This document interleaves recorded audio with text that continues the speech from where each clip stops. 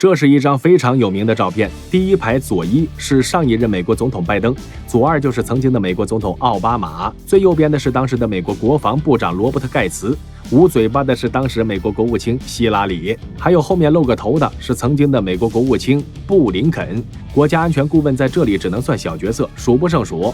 能让这么一屋子美国首脑人物如此紧张的关注的人，必定是蓝星上数一数二的大人物了，他就是本拉登。而这一天就是他的死期。大家好，我是大胖兵，今天咱们来详细聊聊海参织毛行动。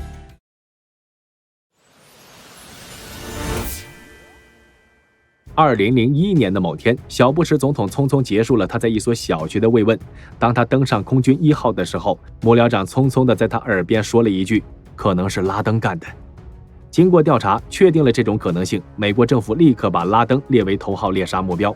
在随后的新闻发布会上，小布什发布了通缉令，悬赏2500万美金，势必将本拉登缉拿归案。美国也正式进入了反恐战争 ，CIA 也立刻行动了起来。15天后，一架载美军直升机降落在了一个叫五狮谷的地方，这里有着阿富汗最大的反抗组织阿富汗北方联盟。本着敌人的敌人是朋友的原则，美国人向他们提出了要求，搜寻拉登。很快这个组织就发展壮大，几乎占领了整个阿富汗，而拉登所在的组织蜷缩到了阿富汗东北角一个叫拉托博拉的山区。 CIA 认定拉登就在这里，于是美军先是空袭了这里，又派出了三角洲部队，一口气翻越了高达4000多米的雪山，是要拿下拉登本登。然而令人失望的是，三角洲只抓到了20只小虾米，拉登的影子都没看到。士兵看着高耸入云的大山，怀疑道：难道这拉登已经翻过了雪山？没过多久，一盘录像带邮寄给了美国政府以及各大新闻媒体。录像的内容很简单，就是拉登在随从的保护下在山区里逃脱的影像。虽然整盘录像里没有语言，但足够让小布什痛苦。拉登就这样从美国人的指缝间溜走了。可也是在这盘录像带以后，本拉登似乎就失联了，美国人再也没有找到踪迹，只是从抓捕到的20个小虾米中抓住了一名猎鹰人。这个猎鹰人并不是什么厉害人物， CIA 从他口里抠出了唯一一个上线科威特人。联系到了2004年初，美军从库尔德武装里抓获的一名嫌犯身上，曾搜出了一份被怀疑是拉登亲笔书写的信件，也从嫌犯嘴里套出了科威特人这个代号。可这个代号让美军摸不着头脑，因为这个代号没有任何关联信息，说白了就是线索断了。就在小布什总统都以为人们忘记了他的尴尬以后，拉登又跳了出来。2004年10月29日，美国大选正在进行最后的角逐，还有4天就将决定下一任美国总统时，又一盘拉登的录像带邮寄给了半岛电视台。这次的录像内容同样很简单，就2个字：嘲讽。拉登一副皮笑肉不笑的样子，让人恨得牙痒痒。毫无疑问，这着实是给美国总统选举做了个好广告。只是这个广告是反向的，无论是小布什连任还是克里胜出，抓住拉登都是必须的。一时间，这个条件似乎成为了美国总统的首要责任。可和上一次一样，拉登再次消失了。一直到2009年1月，小布什都卸任了，拉登还是渺无音讯。而奥巴马上台后并没有放弃追捕，因为在2007年 CIA 摸索到了新线索。原来拉登恐惧美军搜查，放弃了一切现代通讯手段，与外界唯一的联系手段就是人工信使。毕竟在他之前的车臣匪首杜达耶夫就是通过他的卫星电话锁定了位置，苏24直接发射反辐射导弹，直接精确斩首。美国比俄罗斯的技术更发达，所以这手机不用也罢，这才有了私人信使科威特人。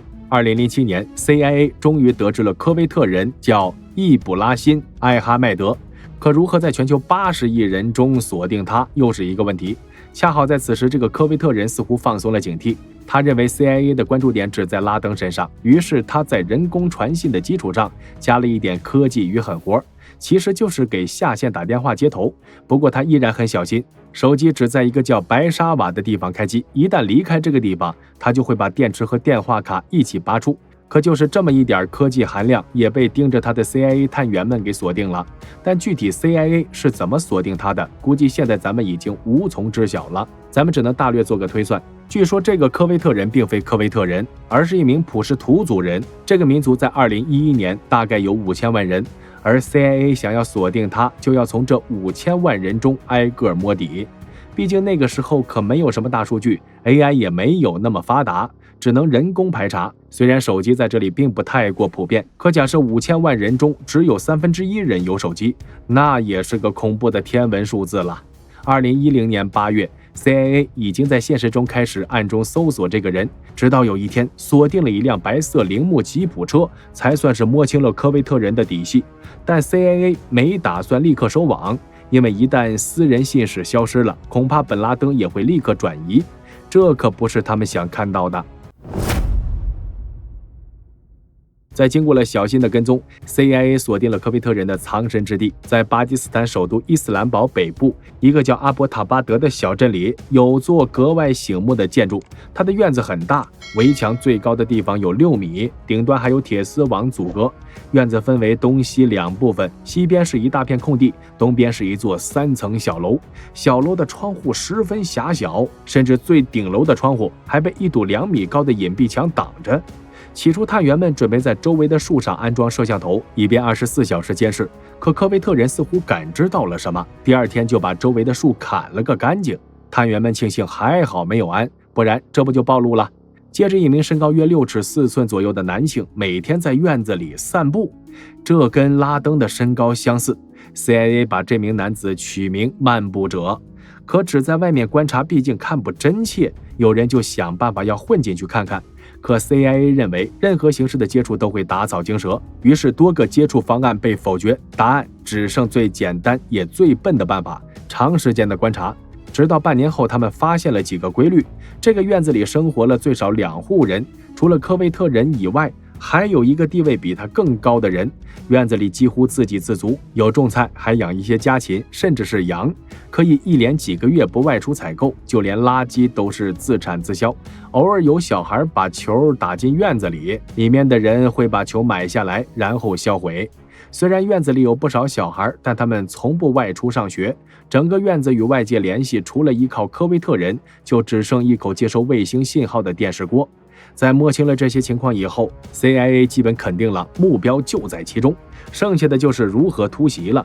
美军制定了3套行动方案，第一套是直升机空降突袭，直接清除目标；第二套是出动 B-2来场大轰炸；第3套是联合巴基斯坦军方突袭。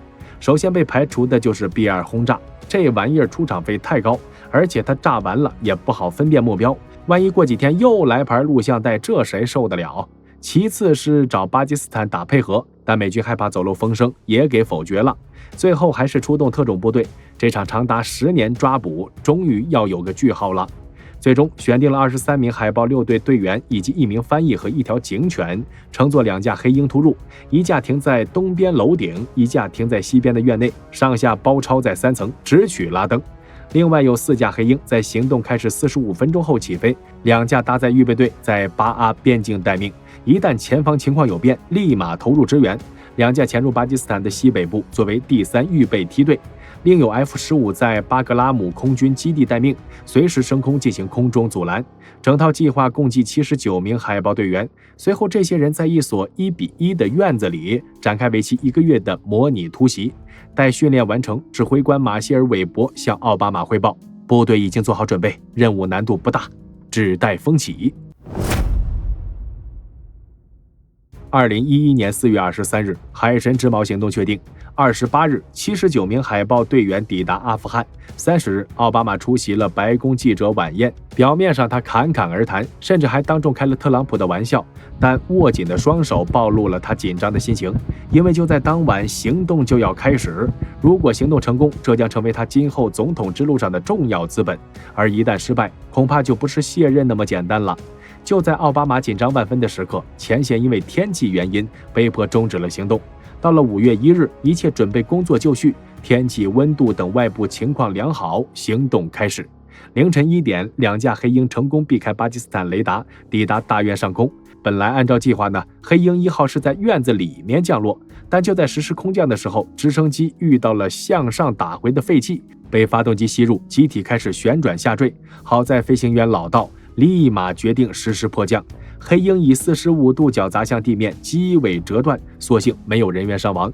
黑鹰2号放弃了机降屋顶，直接在院外空降降落。23名突击队分为2个战斗小组，最前面是一个3人的爆破小组，负责轰开大门。1点03分，小队突入小楼，在1楼干掉了保镖，2楼干掉了本拉登的2个成年儿子，在3楼他们迎面撞上了本拉登和他的2名妻子。海豹队员没有丝毫犹豫，连开2枪，把本拉登送下了地狱。1点09分，无线电里传来杰罗摩尼的呼叫，这是代表罪魁已死的暗号。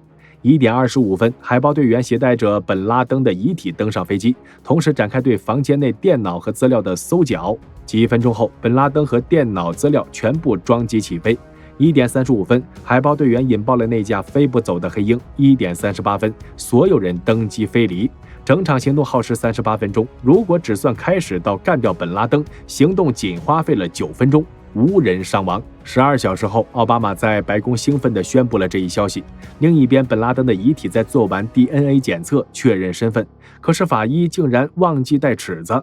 当时一名与拉登身高相仿的海豹队员当即躺到了拉登身边合影留念，这才算是完全确定身份。随后一架鱼鹰把他送到了卡尔文森号航母上，接着美军按照穆斯林传统进行了海葬，避免日后有人祭奠。而本拉登的资料也被美军陆续整理了一番，其中最令人惊讶的发现，估计是长达2000小时以上的最终幻想七游戏时长和降临之子。看来本拉登还是个地法粉，毕竟无论什么年龄的男人都喜欢18岁的美女。不过大胖兵还要提一嘴，最终幻想七重制版可是2020年才发售的，拉登玩的那个只能是原版了。看着方块人玩2000小时，看来是真爱呀。至此，整整10年追捕结束，让我们再回到开头那张照片上的美国高层们。当时观看的40分钟视频，就来自海豹队员头盔的摄像头拍摄。从众人紧张的神情推断，估计这张照片拍摄于黑鹰断尾或者最后击杀的那一刻吧。最后的最后，当那名海豹突击队员回到美国后，奥巴马亲自到基地慰问，并送了突袭队长一个相框，而上面镶了一把卷尺。好了，本拉登的故事咱们就说到这儿了。我是大胖兵，我们下期节目再见。